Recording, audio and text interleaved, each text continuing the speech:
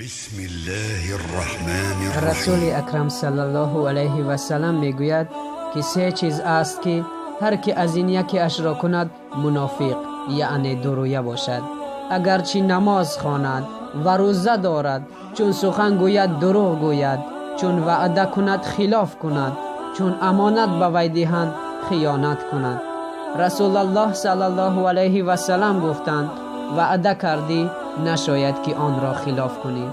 شخص میگوید که به رسول الله صلی الله علیه و سلم بیعت یعنی که پیمان کردم و وعده دادم که به فلان جای می آیم ولی فراموش کردم، روزی سوم آنجا رفتم. رسول الله صلی الله علیه و سلم آنجا ایستاده بود. گفت ای جوان مرد، 3 روز باز من اینجا انتظار تو ام. السلام علیکم و رحمت الله و برکاته.